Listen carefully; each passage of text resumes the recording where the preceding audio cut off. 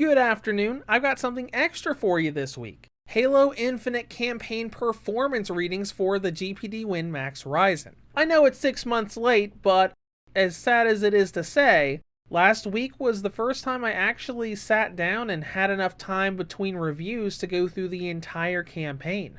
I started playing it on my Surface Book 3, but then I thought, you know what? This played really well on the Win-Max Ryzen, let's just do that. So between quote-unquote handheld mode and plugged into my TV, I witnessed a lot of interesting things as I played through it. Let's take a look. My previous testing was just for the beta, so you know we didn't really have maps that were that large in multiplayer. Not like the big open world map that the campaign gives you.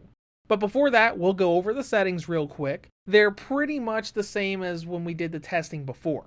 Field of view at that low 65-degree setting, minimum frame rate set to 60 as well as maximum to make sure it tries to get as high as possible. The resolution scaling is right down there at 100%, almost as low as you could go, but I wanted to keep at least 100% while I was trekking through the game. And of course everything else is just low or off depending on what each setting allows you to do. Now I decided to make this video because I saw very different performance ratings in and out of the open world. So this is basically going to be two different scenarios. And most of the footage you're seeing here is the GPD Win-Max plugged into a TV, which does lower the performance a slight amount, but it doesn't really make a huge difference. Essentially, in the open world, it's a bit of a variant frame rate between 30 and 40 FPS, and in enclosed areas, it is a locked, much higher frame rate. First of all, we'll talk about the open world. I did a lot of different testing here because over the course of about 3 days, I went through literally the entire campaign for Infinite. A lot of the time, it either stuck around 30 to 35 or 40 to 42. It didn't seem to matter that much how many enemies and objects were on screen because as many of those areas I saw 35, I also saw huge mobs around when it was up around 40. Maybe it had to do with what part of the map you were in, but there were blemishes that I noticed. A few select areas of the game had me driving around in a Warthog or Mongoose around 30 to 32 FPS, and it would occasionally creep down under to 28-29 for a second or two. Thankfully, it didn't happen that many times, maybe 4 or 5 across the 12 hours I took to go through the campaign.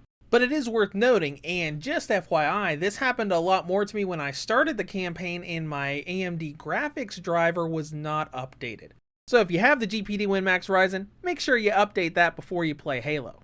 Now when you go into an enclosed area or level, you know, where you're inside an underground facility, it's a completely different game. When you're just walking around the open world around 30-40 FPS and you walk inside a big facility, it will immediately spike up to 60 FPS. Whether it was halfway through the game or the very chaotic final levels, enclosed areas pretty much stayed at 57 to 60 FPS the entire time, mostly just sticking to that 60. And that's much closer to what we got in our original tests during multiplayer matches.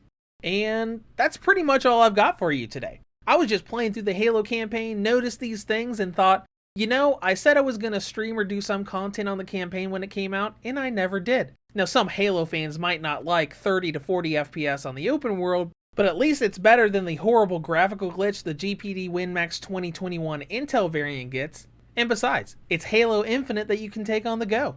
As always, if you have any comments or questions, feel free to leave them below. Thank you for watching, and have a great day.